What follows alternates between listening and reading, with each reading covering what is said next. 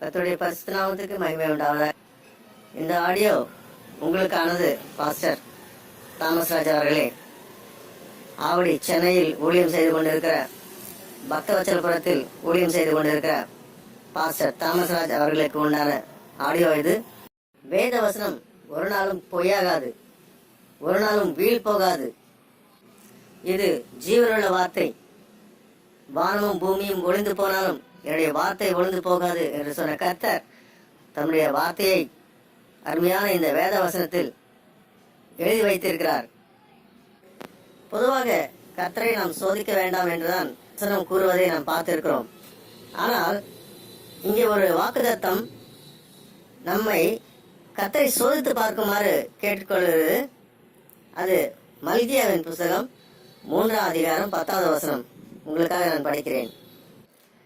என் ஆலயத்தில் ஆகாரம் உண்டாயிருக்கும்படி அப்பொழுது நான் பானைகளை திறந்து பண்டகசாலையிலே கொண்டு வராமல் போக மட்டும் உங்கள் மேல் ஆசீர்வாதத்தை வர்ஷிக்க பண்ண மாட்டேனோ என்று, அதனால் என்னை சோதித்து பாருங்கள் என்று சேனைகளின் கர்த்தர் சொல்கிறார். இந்த ஆவடி சபையிலே நான் ஒரு 40 வருட கால விசுவாசி.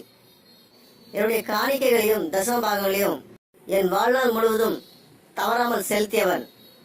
ஆனால் இந்த வாக்குத்தத்தத்தில் கூறப்பட்டிருக்கிறது போல இடம் கொள்ளாமல் போக மட்டும் ஆசீர்வாதத்தை வர்ஷிக்க பண்ண மாட்டேனோ என்று, அதனால் சோதித்து பாருங்கள் என்று சொன்ன கர்த்தர் இங்கே பார்த்தால் ஒன்றுமில்லை.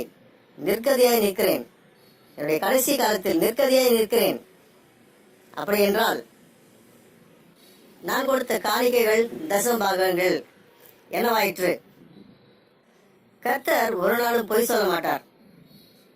அப்படி என்றால் நான் கொடுத்த காணிக்கை தசமபாகங்கள் என்னவாயிற்று? ஒன்று, என்னுடைய காணிக்கை தசமபாகங்கள் சரியான நோக்கத்திற்காக செலவு பண்ணப்படவில்லை. இல்லை என்றால் இரண்டாவது காரணம், வாங்கிய கை அருகதி இல்லாத கை.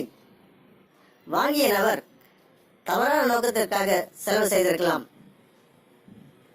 கர்த்தருடைய வார்த்தை ஒரு நாளும் பொய் சொல்லாது. ஆனால் வாங்கிய கைதான் தவறானது. ஆகையால் பாஸ்டர் அவர்களை நான் மிக தாழ்மையுடன் கேட்டுக்கொள்கிறேன். என்னுடைய காணிக்கை தசமபாகங்களை வாங்கிய முழுவதையும் அசலும் வட்டியுமாக திருப்பி தருமாறு தாழ்மையுடன் கேட்டுக்கொள்கிறேன். நீங்கள் என்ன காரணம் சொல்வதாக இருந்தாலும் சரி, அதை வசனம் ஏற்றுக்கொள்ளாது. ஒருவன் அநியாயமாக உன்னுடைய ஒரு வஸ்திரத்தை கேட்டாலும் இரண்டாவது வஸ்திரத்தையும் கழட்டி கொடுத்து விடு அப்படின்றதான் வசனம் சொல்கிறது.